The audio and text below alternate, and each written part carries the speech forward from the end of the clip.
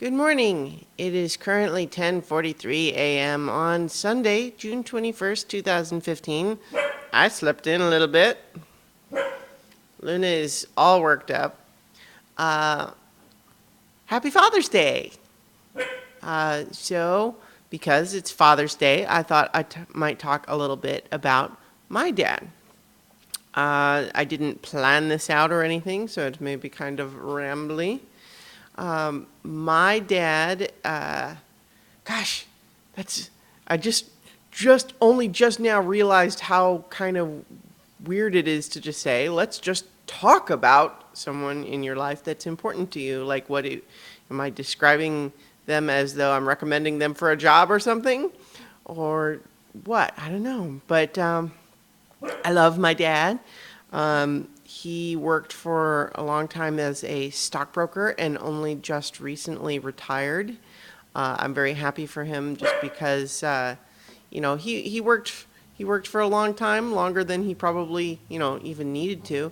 And, now he's ready. But that doesn't mean that he is just going to sit around the house, because he's got plans. And it's more that the retirement was interfering with other things that he wanted to do, or rather that, it was getting to the point where there were other things that he wanted to do instead of going to work, which is as it often works for many of us all the time. But he's got all sorts of stuff planned, like he's going to do.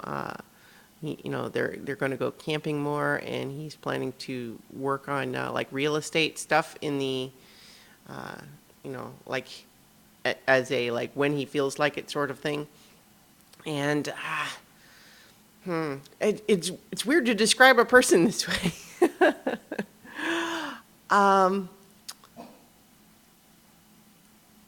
One of the things that my dad taught me that I think about a lot, and this is something that I've repeated to other people and definitely have close to mind a lot, just because I think it applies to our modern life quite a bit, is that he was talking about books when he said this, that there are so many books out there that you could read, that you might feel like you want to read or are supposed to read.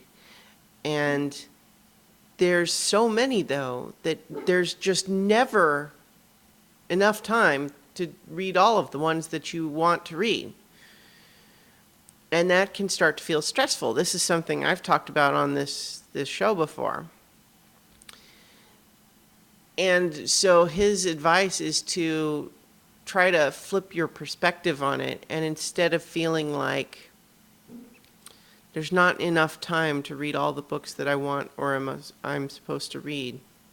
So instead of thinking of it that way, think of it as you'll never run out. No matter how much you read, you'll never run out of good things to read. From the perspective of the individual, it is an inexhaustible resource. And I think that applies to other things too. It's not just books, of course. It's really kind of a life thing, you know what I mean? Is that there's so much out there.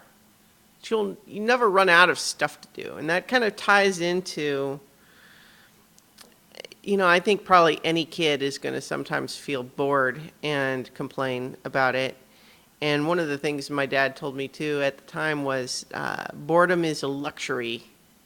And that, as a kid, when you're bored and you're complaining, that just seems so weird. Like, what does that even mean? And I think I get it more now, although it's basically just what he's getting at, of course, is the idea that, if you're bored, that means you have an opportunity to find something more interesting to do. And I think it's just that as a kid, you are so unpracticed at being able to do that, finding ways to entertain yourself. But, certainly in today's media-saturated landscape, I feel like I can't even remember the last time I've been bored, just in the sense of like, oh, I don't know what to do. Because certainly there might be times where like, oh, you have to stand in line at the DMV or something for a long time and you're bored because you don't have anything else going on, but you have to be there. And that's a little different. But just the idea of being bored just because there's anything you could do, but just nothing sounds good. Like, I can't remember the last time that happened. In any case, I think I discovered rapidly as I started this video that to try to sum up a person spontaneously, it's a very difficult and challenging thing to do. And the feelings I have for my dad and my love for him is difficult to describe in just 5 minutes. So maybe what I'll do instead is call him on the phone. So thank you, everybody. And remember, if you still have your dad, make sure you call and let them know what they mean to you. And if you don't, then I'm sorry. And maybe just it's a good day to remember. All right, now that feels like a bummer of a finishing spot. But anyway, happy Father's Day to everyone, no matter what that might mean to you. I hope that it's a good day. All right. Okay. Talk to you tomorrow for 5 more minutes.